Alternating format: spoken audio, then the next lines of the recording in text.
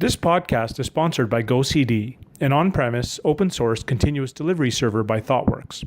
GoCD gives you complete control of and visibility into your deployments across multiple teams. To learn more about GoCD, visit go.cd/InfoQ for a free download. Welcome to the InfoQ podcast, a software engineering podcast brought to you by the same team behind InfoQ.com. InfoQ.com is a software engineering news site which aims to help progressive software development teams adopt new technologies. InfoQ are also the people behind the International Software Conference, QCon. For InfoQ Podcast, this is Robert Blumen. I'm here today at QCon, San Francisco 2016, with Oliver Gould. Oliver is the CTO of Buoyant, where he leads open source development efforts. Prior to Buoyant, he was a staff infrastructure engineer at Twitter, where he was technical lead of observability, traffic, configuration, and coordination teams. Oliver, welcome to the InfoQ podcast. Thanks for having me. Would you like to tell the community anything more about yourself? I have a wonderful 5-year-old dog. It's 50 pounds and loves the beach, and that's about it. Yeah. Great. Oliver, you're going to be giving a talk at QCon this week called Freeing the Whale as part of the Architecting for Failure track. I'd like to talk with you today some themes around failure. I want to start out with just briefly, what are some of the more common things we're doing architecture and infrastructure level to prevent failures? It's a good question. So as systems become more complex, and this isn't complex in the terms of the features they do and the number of people that have to be able to operate with them, we find we have much larger infrastructures with many more components. So where we were able to run things on one computer, now we have warehouse-sized computers. And that means that things are going to break because we have more components and more links between things and more opportunity for chaos. We don't want something that we know is going to break to cause a failure because that's preventable. So how is that taken into account in architecture? So I think there's a few approaches to this that all have to be used in conjunction. One I think is really important is stratification, of separating concerns. At Twitter we did this with projects like Mesos and Aurora, which simplify and abstract a bunch of the hardware operation concerns and operating system configurations. And then we layered that with a number of other features like Finagle, which manages the communication layer, with deploy tooling, with observability systems. And so and the end goal there is moving most of it out of the application so that application owners don't have to really think about all of these things every time they build a new service or a new feature. And the infrastructure can provide a redundant layered approach to providing reliability for the application. Is stratification another word for isolation, or are those different concepts? Isolation, I think, can mean other things as well. Where stratification, I see it as separating layers of the stack and moving things down, or isolation can be kind of feature-wise or lateral isolation as well.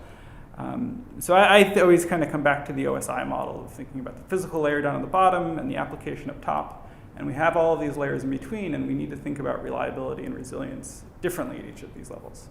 So is it fair to say your approach then is for at each level, that software at that layer and hardware at that layer will try to employ redundancy and failover and other strategies to cope with known or predictable component failures the next level down? Right, is to kind of introduce each of these domains a different set of failure modes and operating modes, and really have a layered approach to resiliency just in that way. So people, such as yourself, have a ton of experience with failure, and you spend a lot of time thinking about things that could fail, and yet large, high-profile systems that a lot of people depend on fail anyway. Why is that? Because it's hard. I mean, these systems can be quite large. When I started at Twitter, we were best known for the fail whale, which is kind of what my talk's about, is that Twitter was known to be a thing that was hard to run well. And we had to move more quickly, more reliably at the same time. We needed to add more engineers and more pieces of the puzzle without having more whale time. And this requires both solving some social problems in teaching people how to interact and giving them the right tools to operate safely, as well as technical solutions, giving them infrastructure pieces or automation that allows for automatic recovery or for kind of graceful degradation. So you said things fail because it's hard. So what's an example of failure that you've experienced that you might look back and say, wow, I never would have thought of that set of things happening? Yeah, one of my first production deploys out of college, we were developing a configuration management system that ran on a few 100,000 nodes. And we actually did a fair amount of testing before deploy. Deploy took about a month of testing to get ready, and we did it in the lab. And then when we went live, we still would have big incidents where we'd lose whole data centers sometimes. And this wasn't, again, because we didn't test it, it was because it was hard to really know the full matrix of things we have to test. And so we actually found we had to invest a lot more in our response to these things rather than preventing them, because they were, given the complexity of the system and the diversity of the infrastructure, we couldn't enumerate every single failure we could anticipate. And so maybe on this point also, I think it's important to think about known unknowns versus unknown unknowns. In operations, we test all the things that we know we don't know. But in incidents, we find all these things we didn't know. And so I think capturing all of that out of the incident process is really important. You used a term a moment ago that systems are complex. The conversation around this issue often introduces the idea of what are called complex systems, which have this property discussed of a lot of interacting components, and the number of combinations of things that could fail becomes this combinatorial number, which exceeds ability of the human mind to think of all the combinations or to test all of them. So is that your view, that most of these failures are not a single thing that went wrong, but multiple interacting things in a combination that wasn't anticipated? I think those are the harder ones to think through, or the really complicated ones. There certainly are, single cause issues. Sometimes a backhoe goes through a fiber line. But I think there are rarely single solutions to these problems. We end up solving these problems in a multitude of ways across multiple layers of the stack or multiple services across the stack. Can you think of a failure you've experienced in which there were multiple causes interacting, of which any one of them would have not been catastrophic? Well, okay, I can't speak too concretely about this incident, but we were once in an incident where we had a power outage. And we had redundant power, but what we didn't really understand is what happened when two power things went wrong, not next to each other, but kind of just separated far apart enough that failovers did not go well. In distributed systems, we frequently talk about cascading failures, but we don't usually think about that cascade starting at the very kind of physical electron level. And so these are things that are hard to test, where you test one power bank going down, you test two, but you don't test two in the right exact way, which causes cache misses, which causes the site to fail, and kind of ripple up the stack in ways that were basically untestable before that. My own background, I've been a software engineer for many years and recently moved to DevOps. I've found software people have a certain set of things they're very good at thinking about, and DevOps, different set of things. To what extent is teamwork and collaboration important to understand the total risk picture of a system? Oh, I think it's fundamental. I started at Twitter and in the ops team, and within a year or two, we moved to a much more DevOps model where service owners were on call and held the pagers for their own services. And it was the only way that we learned how to make the system better. If there wasn't a very tight feedback loop between the operational teams and the development teams, and hopefully combining those things as best we can, I think the socialization of lessons there is really important. And the more barriers there are to the communication, the worse things can get. So incident responses can be, if they're not structured well, can be very chaotic and high friction. What is one story of feedback between and collaboration between those groups of different skill sets resulted in an improvement to your system? Yeah, so when I was working on the observability team at Twitter, we initially launched on Cassandra. And this was actually, one team was working on a counter system in Cassandra. We were building a time series database. And we also had a Cassandra team, which was doing a bunch of optimization in Cassandra. We spent probably a month or two testing it, battle hardening it, getting ready to go to production. And then as soon as we went to production, we had a number of performance problems that we really couldn't have foreseen.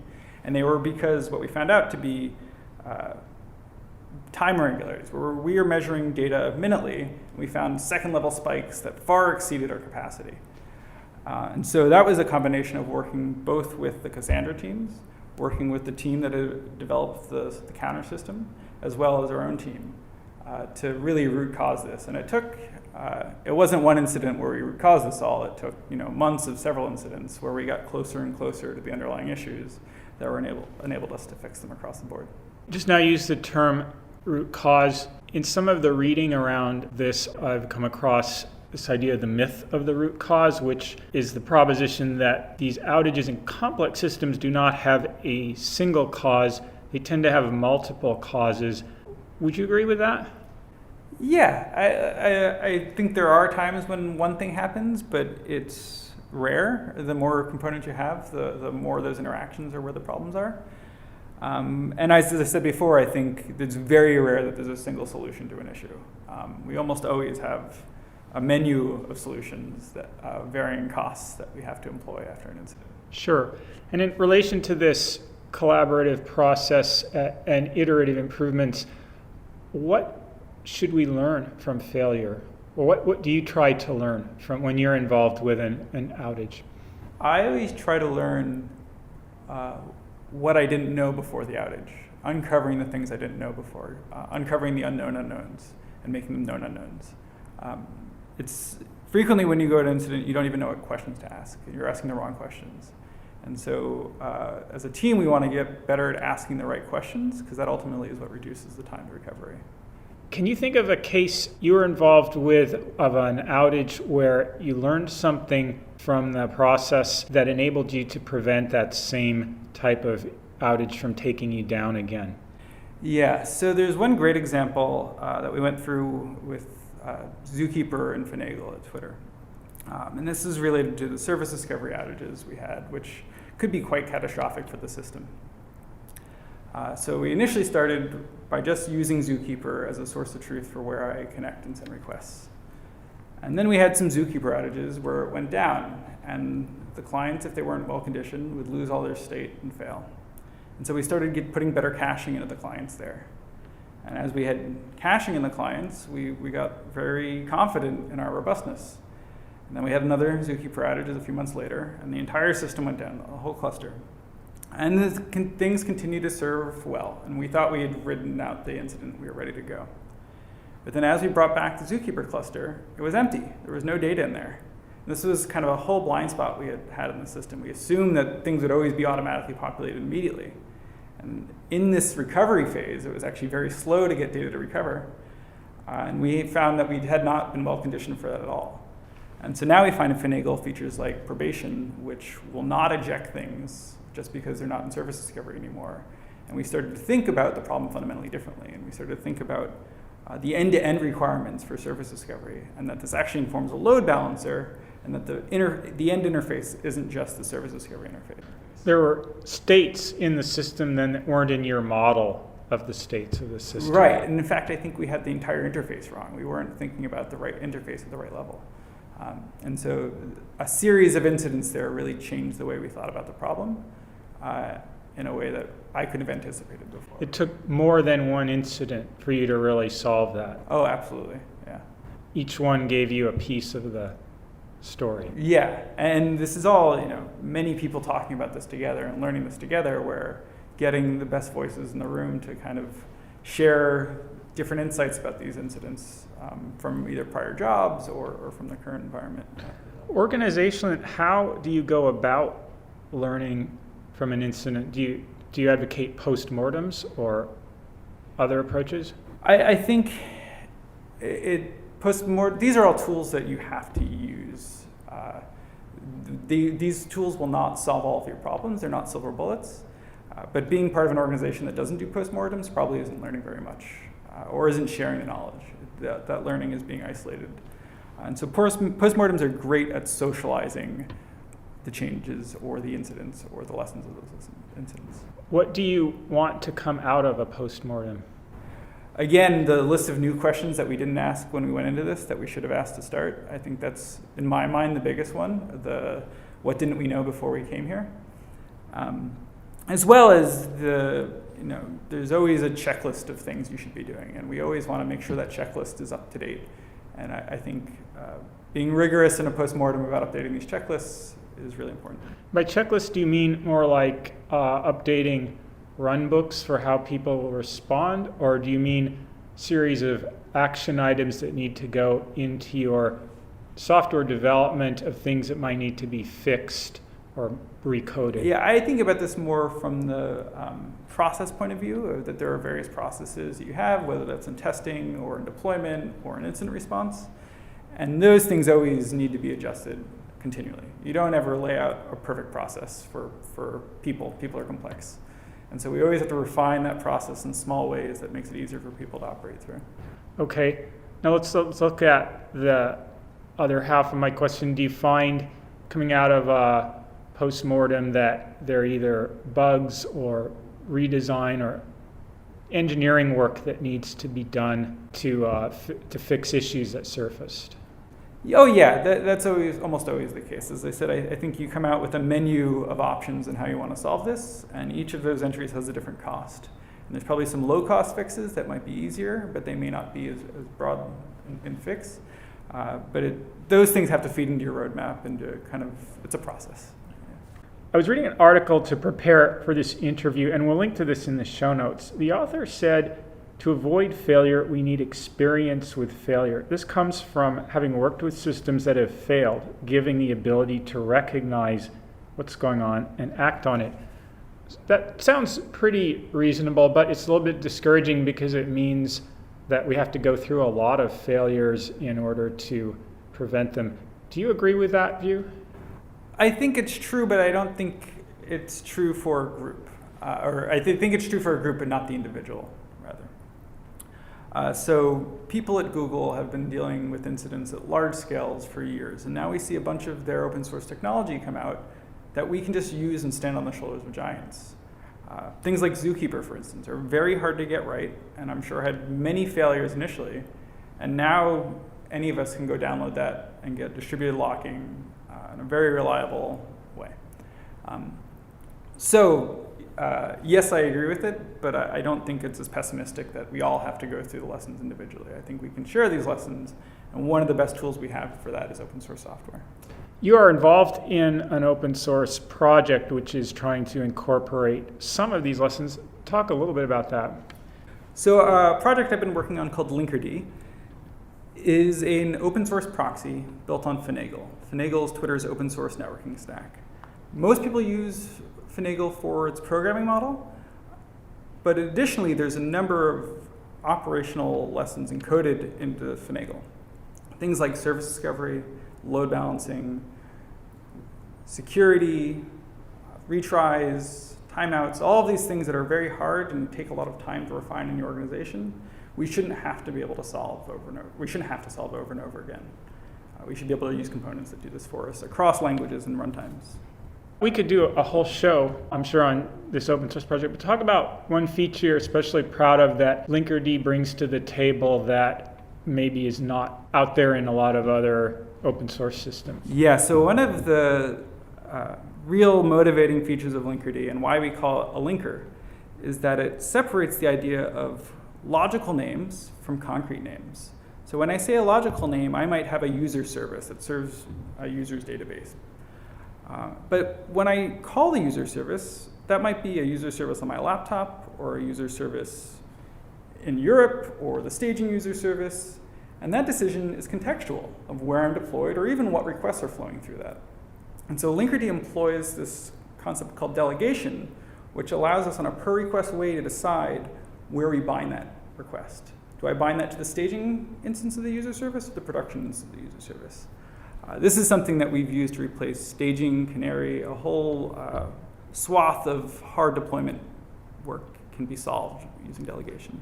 In deciding, would it look at only attributes of the request or larger context of what it knows about the entire world and deciding how to bind it? It can be both. So we can add per request metadata that says, use this extra data to make the decision of where this goes. And we can also have centralized policy that influences generally where requests go and how failover occurs and how we weight requests across regions and things like that. Is it pre-configured to use a limited set of strategies, or can the developer write a piece of code and upload it as a plugin that will decide how to use all the data to bind the request? That's a great question. So by default, we bundle a few default strategies for routing HTTP requests.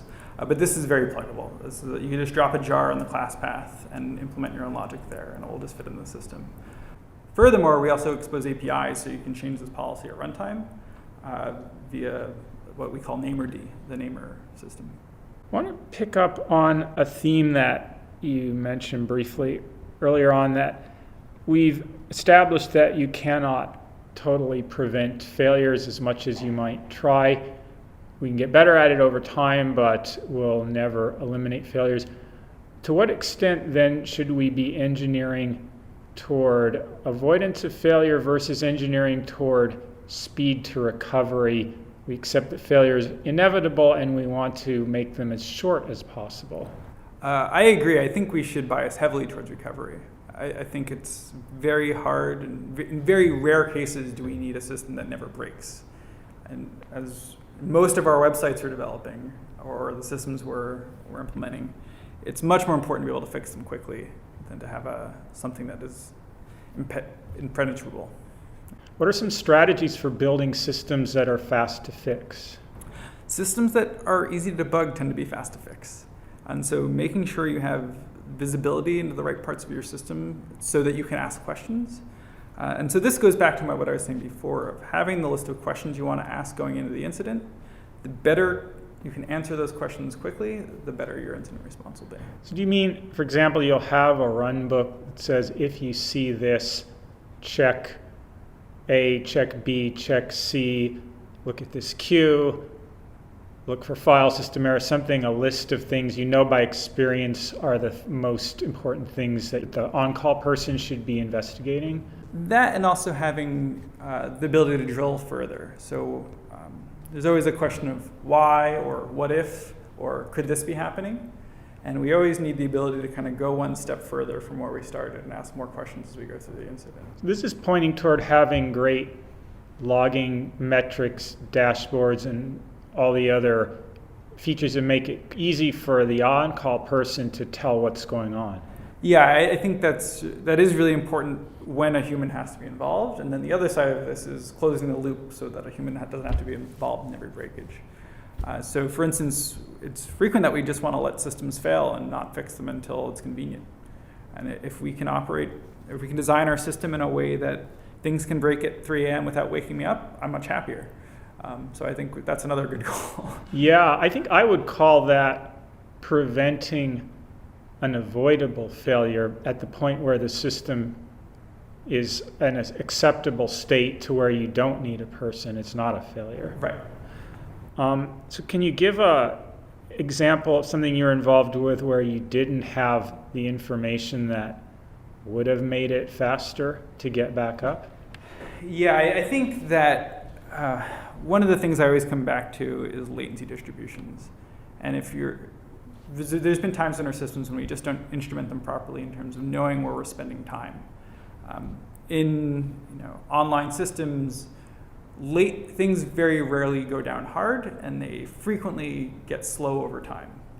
And so being able to spot the places where we're getting slow and spot that it's happening for a very small fraction of requests now, but that percent grows over time, having the insight into those distributions has been really helpful in a number of production instances I've faced. How about something where you did have the information, and had you not had it, the failure would have been much worse or much longer? Yeah. So another system called Zipkin that we open sourced at Twitter is a tracing system. And this allows me to see the call graph between various components at runtime. We've been in incidents where we didn't even know all of our dependencies, where I included a new library in my application, I deploy, I have this new dependency that I didn't realize I was talking to, I didn't have on my graphs, didn't know to ask this question. And being able to go to a system like Zipkin that tells me, hey, you're sending a request over here right now is invaluable. Because as a service owner, I may not even know everything going on in my system. I need tools that can tell me more about than I need to know to ask. Yes, Oliver, you bring up a point that I also want to explore, the idea of that change is what often precipitates failure. We are constantly changing systems because we want to make them better, add new features, which includes introducing new dependencies. Is there anything we can do to manage change more intelligently without increasing our risk? I think the answer may be no. I think we can make change safer by making its impact smaller. So for instance, when I go to production with something, showing it to a smaller percentage of users at first and being incremental in the way we do things can show us earlier that things will fail or without going to as wide an audience. But I think by nature, change is when we're always going to have problems. And I think it's going to be hard to totally squash that. I want to come back to testing. You talked about you did a lot of testing of a system that you deployed, and yet it still had outages. So you must have not tested certain things either because you didn't think of it or because maybe they were not possible to test. What would you do differently knowing what you know now in that case? Honestly, I think going to some level of production as soon as possible is the most important thing. It's going to be very hard, even with the smartest people in the room, to enumerate all of the things to test. Being incremental and to some extent agile to these things is really important so that you're getting load in the system in the ways that you couldn't anticipate as quick as possible to get that feedback on how things have to improve. So production load then is really different than any load you could simulate in a test environment. There's no substitute for production load. Yeah. Yeah. What about deploying to production but only to a subset of users? Yeah, I think that's a really good tool that you can employ to do this. Again, you're going to find things at the 99th percent user that you didn't see before then, but that's the kind of incrementalism that we need to be safe here. Is that something you've used in past work experience? Yeah, Twitter relies on feature flags heavily. There's a number of open source projects that address this as well. I think it's really important. And even Linkerd's routing logic allows you to do weighted rollouts. So I can send 1% of requests to a new instance before sending more to that. A feature flag, something that enables you to deploy the code without enabling the feature, making deployment and feature separate steps. So what might you learn or what might go wrong after deployment, even when the feature's not been turned on? Hopefully nothing. Hopefully we've isolated this properly so that nothing's going through it. Again, you're changing the software and we're adding dependencies and there's always variability there that we have to worry about. But as we deploy and we want to be very incremental in turning that feature on, we hopefully it isn't a fully Boolean decision and can be kind of partial as we crank that up. You've been talking about incrementalism. There's some other techniques I've heard of and like to get some your view on them. Is the idea of game day or game planning, where you talk through if this went wrong, how would we respond, and you've at least planned what you're going to do in the case of outages. Is that something you find valuable? Yeah, I think if you don't go into a big day without a plan, you're doomed. But I think as soon as you're there, the plan goes out the window as well, right? There's that great quote about that. Yes. It's also been emphasized at the current QCon, some of the talks I've been to, that you have to test your failure cases. You have to unplug racks unplug network cables, whatever it is that you think you've planned for, you don't know until you test it. Absolutely. Yeah, I agree 100% with that. And I think it's, again, being very intelligent about what types of failures you're introducing. We want to do things like introduce some latency into some requests, introduce some errors into some portion of requests. Things can be quite black and white when you just tear down a rack, but having a NIC fail on the top of rack switch might be a very different failure from that. And so those soft failures, I think, are the ones that are especially pernicious in a distributed system. Could you tell a story where you've tested a failure and learned something new from that? Yeah, actually, just recently we've been testing our load balancing algorithms. So Linkerd has a variety of load balancing algorithms. At its simplest is round robin, where it just sends a request to every node in the cluster. As we go more complex, there are some different weighting rules we apply. I knew to expect that the more advanced load balancing algorithms would be better, but I was amazed by how much. And so we were doing some testing here where we take one node out of a 10-node cluster. Doing this with round robin pushed our success rate down to about 90%, which usually is a wake me up success rate. And just by changing the load balancing strategies we used here, we were able to push this up over 3 nines in most failure cases. And so this is, again, by just applying, we know what our timeouts are. Here's a simple failure where one node falls out of a cluster. How is my system going to behave? And that's the sort of thing we should always be testing. It's just like, okay, this box goes away, or we introduce latency into the system. What happens when latency is here? And how do you go about introducing latency into the system? How do you do that? Yeah, so because my lens is through Linkerd, we can use Linkerd to do route through latency proxies, for instance, or to even inject latency in Linkerd itself. And so by having a managed communication layer that's outside of every application, we can use Linkerd as a way to route through a latency or route through a failure. Also, people employ techniques of using IP tables to inject latency and things like that. So based on all your experience in this domain, are there 1 or 2 things you'd like to communicate to architects for making their systems more stable and more resilient? Yeah, I think, as we all love and embrace the Unix philosophy of have small components that do one thing well, I think we have to be really religious about that approach as we go into this distributed system world. So microservices are part of that. Microservices are not easy, but the goal there is to keep our applications as simple as possible, so that really one small team can understand everything that's going to happen within that code base. And then apply that vertically as well as horizontally. So instead of, as well as having features be separated into services, also have the infrastructure separated so that teams and small teams can really own one part of those things very well. Great. Oliver Gould, thank you so much for speaking to the InfoQ podcast. Thanks, Robert.